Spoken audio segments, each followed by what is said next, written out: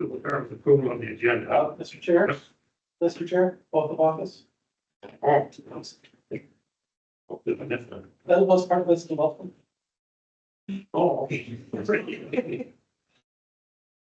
Oh, yeah, sorry, I am a member already, so I don't have to be sworn in. Do you guys have a copy of it, or? No, if you could, well, I mean, that you have actually. Let's say that it's not a member. You might want to stand and raise your right hand. We can say it, maybe we go at once. Raise your right hand. And I, and enter your name. I, Nick Novak. I, Tom Jackson. Do always swear or affirm that I will support the Constitution of the United States Do solemnly swear to affirm that I will support the Constitution of the United States. and the Constitution of the State of Minnesota, Constitution of the State of Minnesota. and that I will faithfully discharge the duties of the office of Commissioner of the Princeton Public Utilities And that I will faithfully discharge the duties of the office of Commissioner of Princeton Public Utilities. Commission to the best of my judgment and ability. Commission to the best of its judgment and ability. We just happy for the happy funny. Okay, now I get the petition. Now we can do the agenda. Anything on the agenda that you see that you would like to add or get anything with okay? Nothing to add, everything's fine. Nothing to add. We need an action on that. I make the motion to approve the agenda. Motion, Second? second, all in favor, say aye. Aye. Opposed, same sign, that carries. Thank you. Okay, next is. If action will be the election of officers. The system here, many years, has been it rotates every year. That doesn't have to be that way. I am currently the vice chair. Willing to serve as chair? I am. You want to serve as vice chair? I am. So move to do that. I would prefer to have those two separate motions, so I have it. I'd like to make a motion to nominate Jack Edmonds as chair. I second it. Okay, members got it. Aye. Okay. So the new vice chair. I could make a motion to nominate Nick Novak as vice chair. I'll second it. All in favor, say aye. Aye. Aye. Opposed, that's carried. Okay. Okay. Public comment. Do you have anything in? I have not, sir. The. Right here. So after that, we move on to the consent agenda. And I don't think I have, but I would solve consent agendas work. They're generally items that don't require any discussion or debate or anything. So they're kind of all put together. Yeah, but if there is an item that either one of you wants or any of it wants pulled off, we can't do that, have to go into another part of the agenda. I didn't see anything to remove from the consent. In reviewing it, I didn't see nothing either. Okay, I will take action. I'd like to have a motion to approve the items on the consent agenda. I second it. Then motion in second.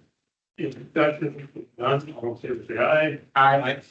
Opposed, that motion carried.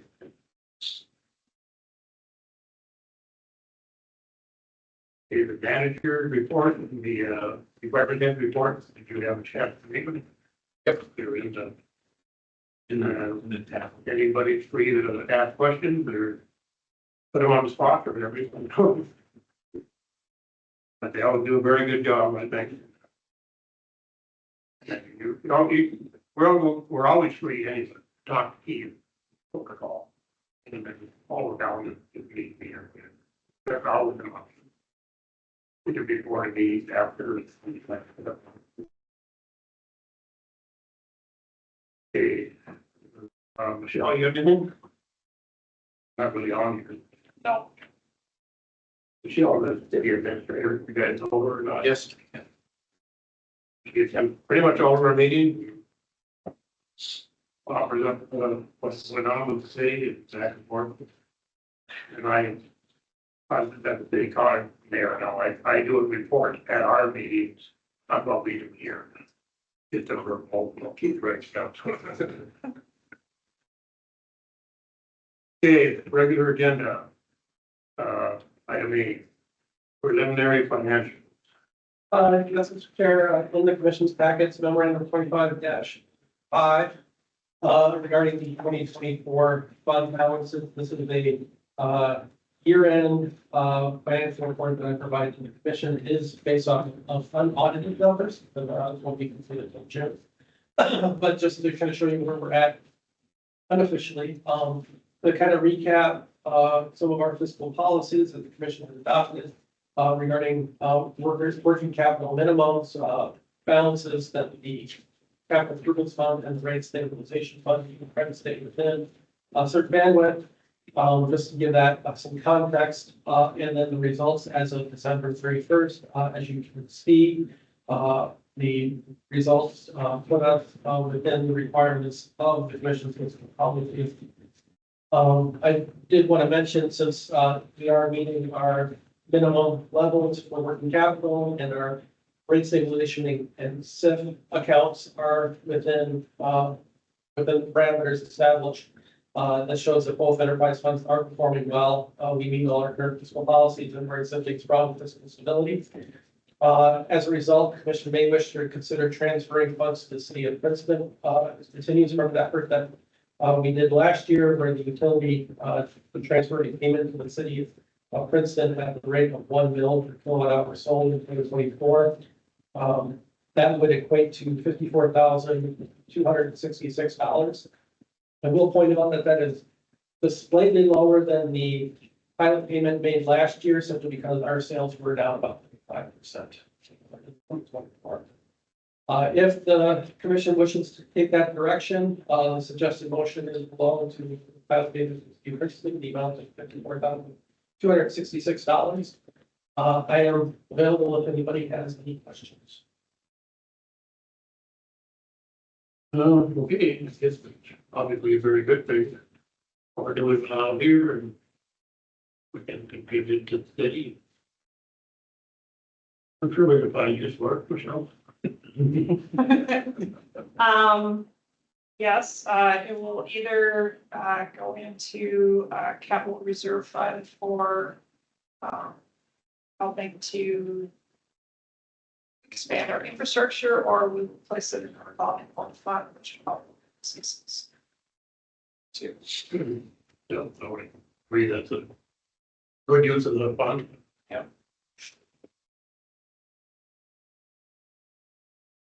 No, I'd like to make a motion to approve the pilot payment to the city of Minnesota, amount of $54,266 per the recommendation. Keith, Richard. I'll second it. We have a motion and a second. There's no more discussion. All in favor, say aye. Aye. Opposed, that carried. Yeah. For Rich, Michelle.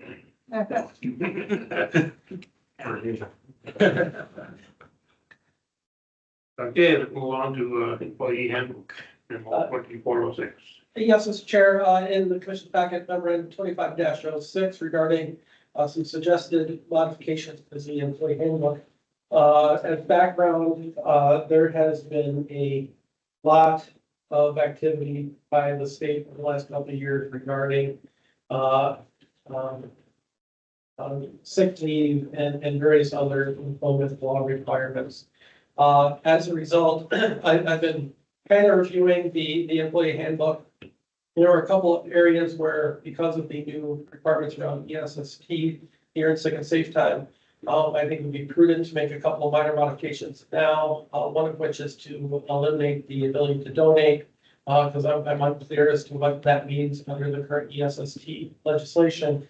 And the second is to remove the bereavement leave that we had, because that is now covered under ESST, which went into effect January 1st of this year. So a separate bereavement leave policy was deemed duplicative. Those seem to be two simple, straightforward actions, I think, that the commission can take now, just to be prudent. But I will point out that these are complex issues. There's confusion as how they interact with each other. And the state is even still trying to figure out what all of this means.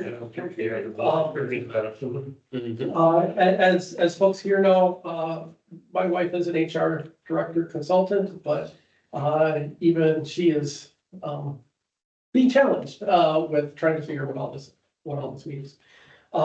I would also like to point out that the last time we really did a thorough review from as a professional HR person was back in 2013, 2014.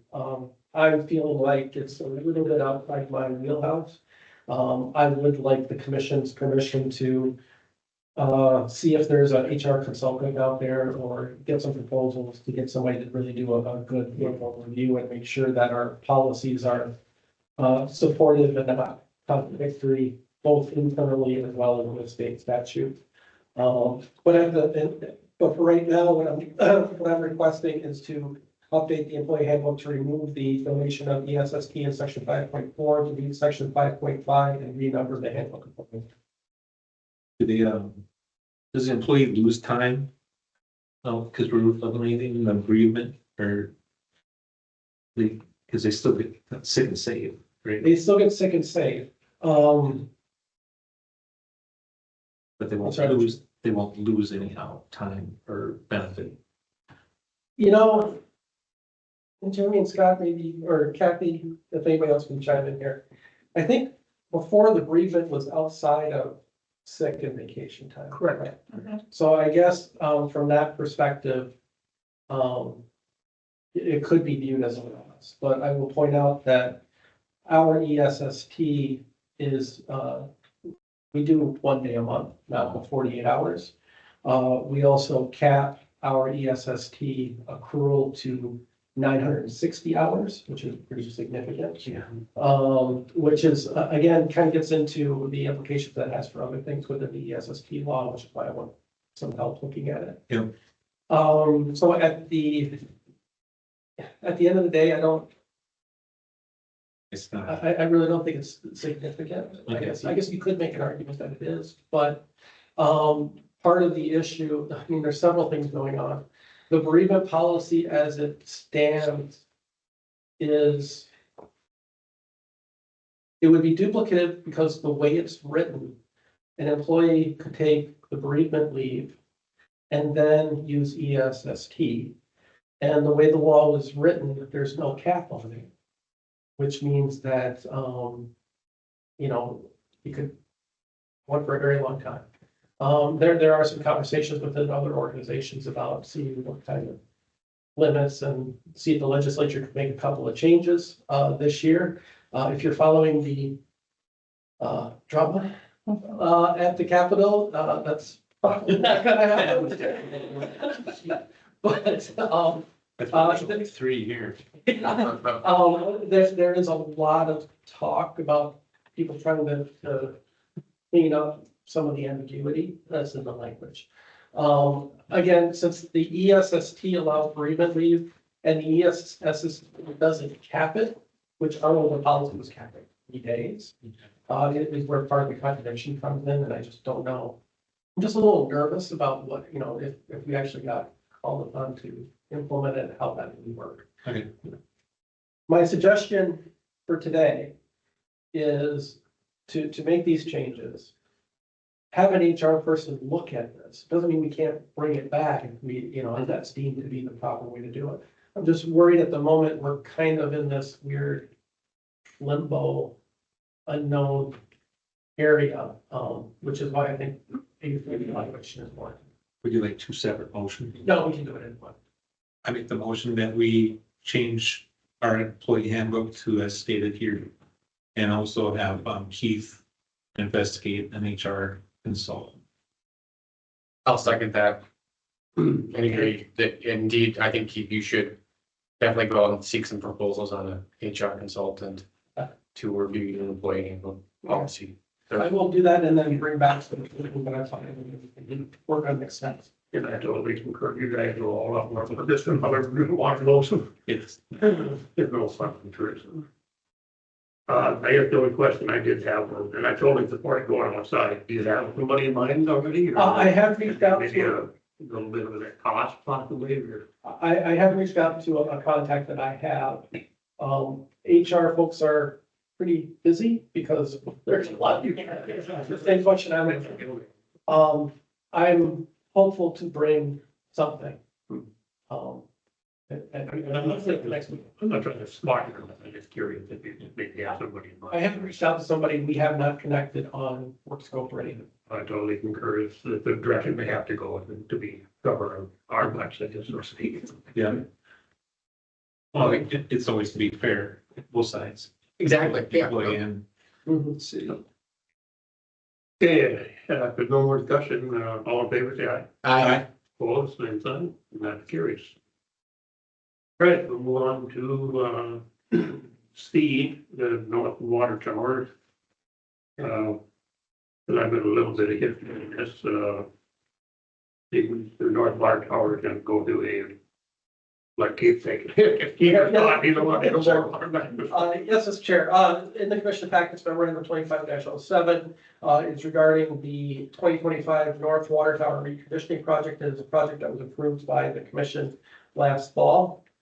We've been working with KLM Engineering, their engineer firm that specializes in water tower maintenance and bills and all of that. We've worked with them for many years. The North Water Tower has been due for a major reconditioning effort. And we're doing this so that we can preserve and protect that asset for the system. We work with KLM. We were really interested in timing this appropriately so that we would get some competitive bids and hopefully get a lot of bids. Happy to report that we got 10 different bids in on the project, which was way more than I was anticipating. And the bid tabulation results provided by KLM Engineering is in your packet. You'll see that the lowest bid is BRZ Coatings. It came in at $352,900. By comparison, the engineer's estimate was for about $500,000, so it came in under engineer's estimate. So again, very, very competitive. KLM has worked with VRC on a couple of projects in some different roles, so they feel very confident that it is a good that they can do the job. I would also mention that staff have been working with Northland Securities, who does our bonding on various initiatives, and working with the city of Princeton on exploring the potential to fund this activity through general obligation funds. Again, the timing is working out for us because the city is also looking at going out for a bond. They're purchasing a new fire truck for approximately $880,000. They haven't gotten into the bid process yet. If we combine the city's financial needs with the utilities' financial needs, that results in a bond of about $1.37 million. We're anticipating doing a payoff of about 10 years to fairly tightly standard of the financing terms that we can get through that. As we move forward on that, I have invited George Eilers from Northland Securities to the commission's next meeting in February, so we can go through that in more detail. But wanted to give you some background on that. For today, what we're looking for is commission approval to accept KLM's recommendation of hiring VRC Coatings to do the North Tower reconditioning project at a cost of $352,900. So we're just acting on the bid today, then. Correct. The reason I brought up the bonding, just so the other two commissioners know. Commissioner from last year had just asked a question about cash versus finance. And so we have looked into it, but we've been kind of doing it on a parallel track. In looking at the financing and understanding, we have some significant projects coming up. We had the 7th Avenue project last year. The city's looking at doing a street reconstruct on 3rd next year. And, you know, depending on what we have to do with Wells 8, 9, we've got to need to do some capital down there. Plus, there was something else we had in our capital plan. The Pontius, the Western extension to Yeah, the that- Pontius project.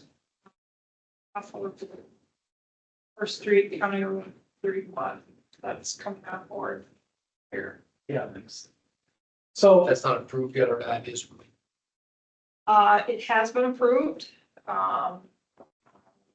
except for the final plat, so they're one step away, plus, the city council will need to approve the tax increment financing for the project, which will happen in February. And so, we have the scope of services on the city council agenda Thursday for WSB. The plan is to extend 12-inch sewer and water west from 21st Avenue. The developer will pay for the 8-inch, what would be the value of an 8-inch installation, and then the city and the PUC will pay the difference in the upsizing. So there's developer monies.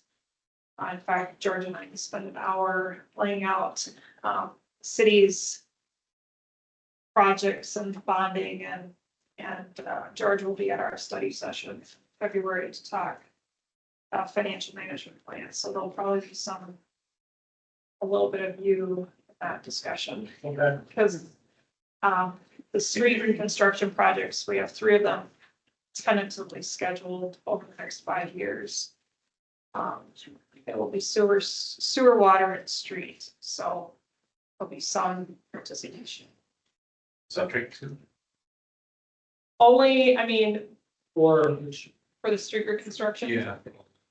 Or the, possibly not, for Pontius, yes, but the developer's paying for the electrical extension. As for the other projects, we have our own electric cap plan underway for finishing up phase 1 this year. So we're doing some work. I guess I don't really on slate of anything the first street. Well, part of it is done now from about 7th Avenue east, 7th Avenue, 3rd Street, and West Branch, all kind of come together there. From there east, that was on phase 1, but everything from there west would be on phase 2. On the electric side, just like with any other utility, we're in the right of ways, so. Be comment. So, we just, I was just gonna say, and Keith and his staff have been participating in our development meetings and our capital reconstruction projects, so that we don't overlook anything in relation to water services or electrical stuff, as Jeremy noted, so we have a pretty good process in terms of communication between the 2 agencies. So the reason I mentioned all that is because, as you can see, we've got a large capital expenses coming in here. So when it comes back to this question, which is, again, because of timing and size, is really geared well for a bonding initiative, which some of these later ones are going to be harder because they're going to need less money in some cases. We could, in theory, pay cash for all of them, but then we would, I project we'd be in violation of our own fiscal policy. We'd be, getting really low, and then for the unexpected happens, then we get nothing. I mean, so, every time I've looked at it, it's, to me, I feel more comfortable with the bonding initiative on this one. I think for some of the others, we will pay for cash on those. So it's not, it's not an either or. We'll evaluate each one as it comes across. For this one, it's given our capital plans for the next 5 to 10 years. It seems prudent to save some of those cash reserves from these upcoming expenses. Glad it was evaluated. I'm glad you evaluated, Commissioner, or ex-Commissioner Dan's thinking and thought, the questions. Okay, good. Yeah, there's, you pretty much answered everything. Any input I have, which I have a bit more history than me, guy, but, again, we have an opportunity to do a bond with the city. And that is not like a big case, obviously.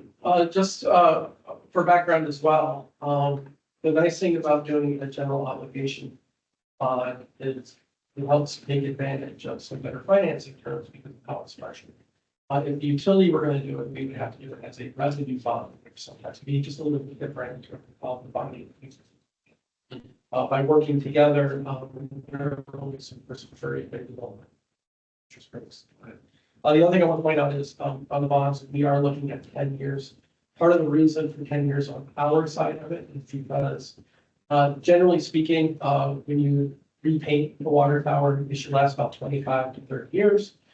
We have 3 water towers, so.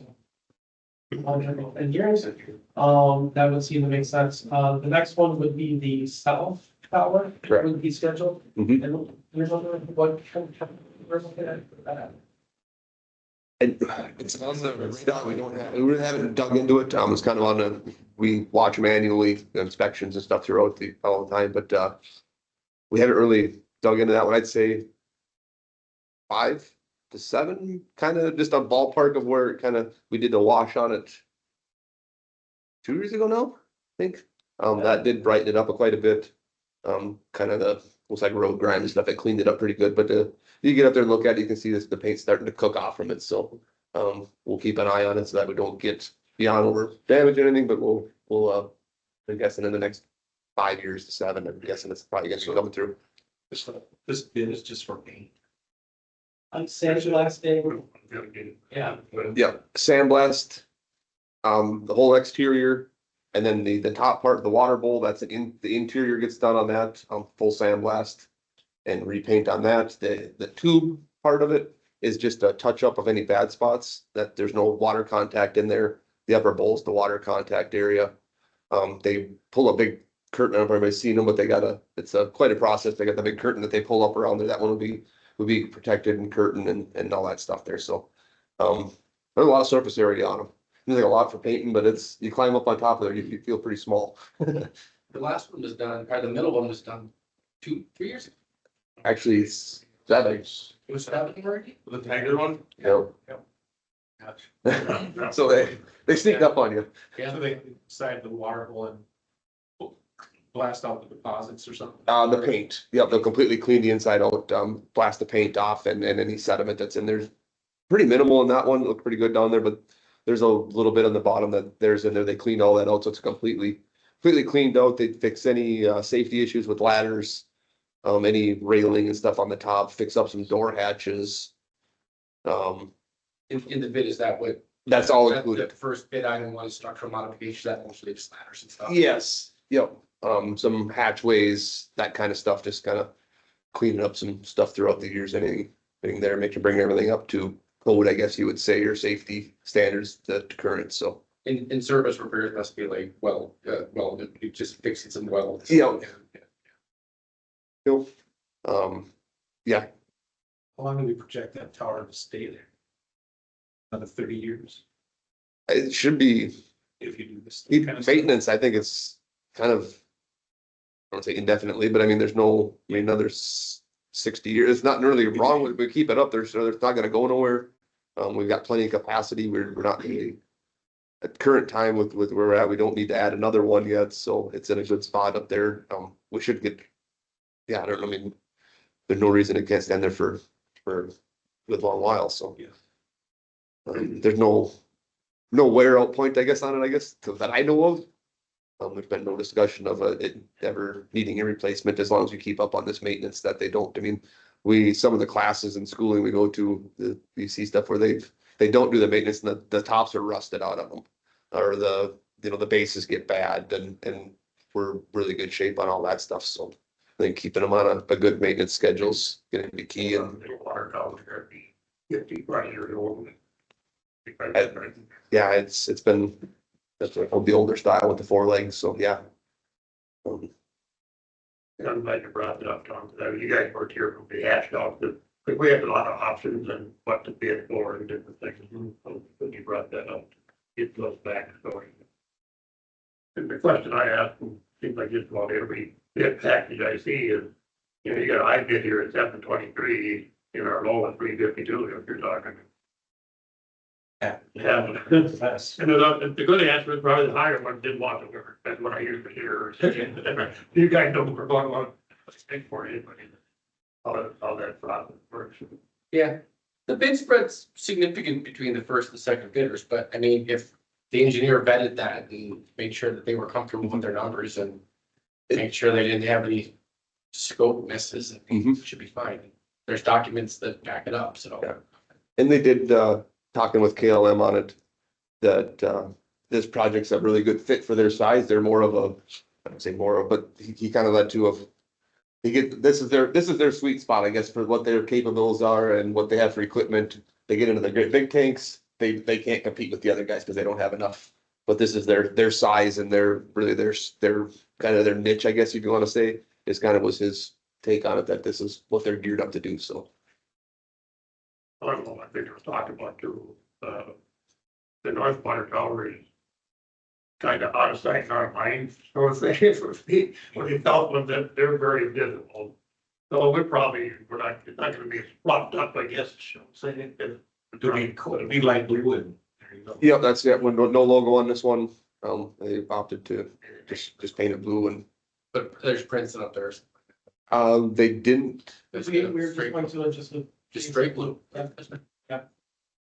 There's a few spots you can see it when you're in certain areas, but you get up around it, you can't see it. It's kind of a little more in the winter time when there's no leaves, but it's pretty hidden. So the logos are expensive to put on, so that's kind of what we've opted to. I can foresee the South Towers, as much attention as that gets, that we'll probably keep that one up. If we can skimp on the one that nobody sees, maybe we can keep that one something. I'd like to make a motion to accept the recommendation from the engineer, KLM, to proceed with the low bidder. Motion, The BRZ. Yep. Yeah, I second. give them a second. Is there any more discussion? Hearing none, all in One favor? question. When would it start? This summer? Yes, spring, they have the timelines in there. We kept it to a pretty short window for construction to try to beat the peak irrigation season for us. I guess, sorry, Jen, but the bonding will hold it up because, right? No. We gotta wait for these No. guys to approve it before we can tell them to go. No, we actually have the cash reserves if we had to look at it for a couple. Okay. We're looking at, potentially doing the bonding from July, closing in August. Correct. And both agencies will do what's called a continuing resolution or a reimbursement resolution, which means that, any expenses we upfront, whether it's on the fire truck or in your case, the water tower, those bond dollars can then be used to reimburse ourselves for those costs. In my case, the fire truck, the bulk of the fire truck actually won't be paid for until 2026 because it's a 2-year build. They started last year. I'm expecting to pay for the chassis here in the next month or two, I think. And then we'll pay for the bulk of it in 26 when the truck is actually delivered. So what we'll end up doing is our portion of the bond proceeds will actually go into a bond proceeds investment account. And it'll actually earn interest on the money if we actually use it. So we are allowed to do that. School districts do it too. But yes, if the project gets done in the spring, we have about start having to pay for it. Do the reimbursement resolution and then the bond comes in, which is. Yeah, I think Scott kind of mentioned too, the tower is what I've served, it's not included. Probably when you get into irrigation season is where you start, trying to have your usage. We looked through what our game plan is now. We will be all right for fire flows and everything. We've had the tower out of service in the past. 2 years ago, we had it out, winter, we did some maintenance on it. In the late fall, we actually left it out of service for the winter, because we have a lot of storage for the winter time. So we've been there, we've ran the system with that tower offline and haven't had any issues. We'll adjust other levels up to compensate on it and stuff, but we've got enough reserves and everything to keep everybody supplied. Yep, and then previous winters, we had been taking one tower out in the winter time. We've since installed mixers in them all and been able to not have to go through that whole process of draining and refilling and testing and all that stuff. So we've been able to, we were having chlorine residual kind of not issues, but having to struggle with that a little bit with all three towers full in the winter without mixers in them. Since the mixers have been installed, that's really helped keep the water turning in the towers, helps with icing and keep that water quality up. So with that addition, we've been able to not have to take out the middle tower or a tower in the winter time. So Assume there's performance and payment bonds securing. Work payment. Yeah, I guess we're ready to vote. All in favor, say aye. Aye.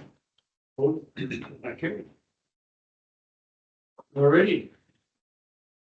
And, that's adjourned. Make a motion to adjourn. Second. We're adjourned. All in favor, say aye. We're adjourned.